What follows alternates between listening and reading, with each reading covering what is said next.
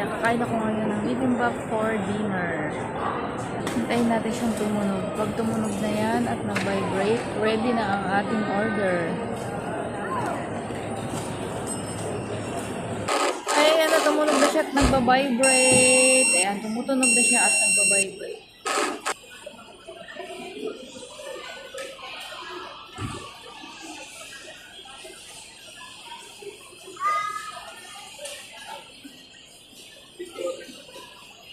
Ayan na.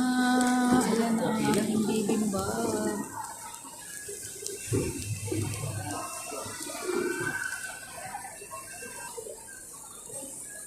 Lagay natin siya lang para masarap.